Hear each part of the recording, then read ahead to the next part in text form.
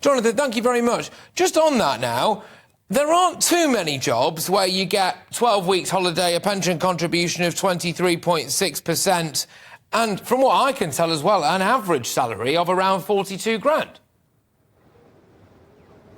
You're perfectly bang on the money. This is a well-paid profession that comes with all those benefits, the pension, the saving on childcare costs in the holiday period when you can work from home if you need to do work at all. I think this is a really great profession to work in. It's just a shame that the Not Education Union decided to bring the education sector into disrepute, undermine the great work of many teachers.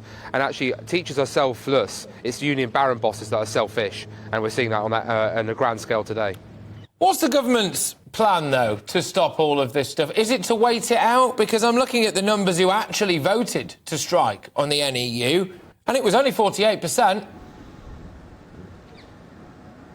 Well, like you say, if you actually add the NASUWT, who didn't meet the threshold, the NAHT, who didn't meet the threshold, and the NEU, the majority of teachers voted to not strike or didn't return their ballot, which obviously is in itself a choice as well. So actually what the Not Education Union doing with Bolshevik, Balston and Commie Courtney is trying to live out their socialist utopian fantasy at the expense of children, which can lead me only to believe that they must hate children, must hate their life opportunities being, because ultimately if they did care about children, they'd want them to be in the classroom, learning from their teacher, the expert, not putting parents on low incomes, losing a day's pay if they work at the checkout, or the sparky, or the plumber, or the brickie who needs to go to work today but can't because they have to stay home and perform childcare. And I don't really like the idea that there was a jovial atmosphere on Whitehall. There's nothing jovial about kids missing out on their education. That's ruining their life chances, particularly in areas like Stoke-on-Trent North. Kids go over and talk. You know, you used to be a teacher, also a former schools minister, so you know exactly what it's like at the coalface of teaching, as it were. What we're hearing from a lot of the people who are on these marches is this is about the kids. From what you seem to be saying there, you are suggesting that it's not really about the kids. Well, let's have a look at the reality with those people who are trying to push that. At no stage have I heard anyone come up with any ideas that we're not already doing to try and improve recruitment and retention. There's a 28,000 bursary just for a one-off payment if you take up, let's say, teaching in a science or maths subject.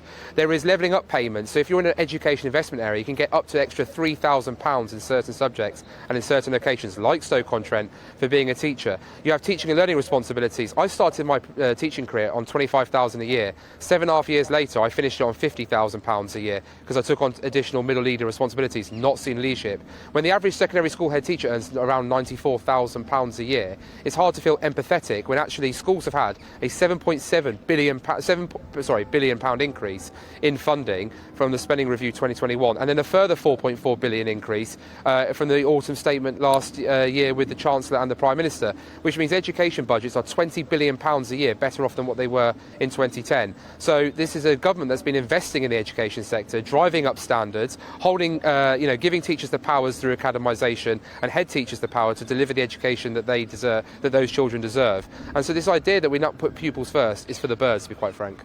They will say, and indeed they do say, Jonathan, that the situation has changed because of the cost of living crisis. How do you respond to that?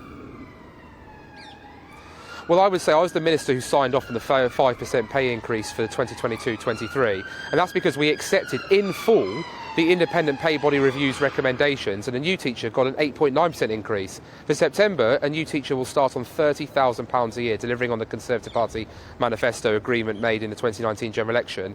And obviously, the unions should be engaging and putting forward their case for what needs to happen with pay. But the number one issue that comes up in surveys from unions and from the Department for Education is workload. And actually, what would be better is to sit round the table, look at best examples of workload, and get schools to actually make it so that teachers are spending more time in the classroom teaching and less time doing bureaucratic nonsense in the background.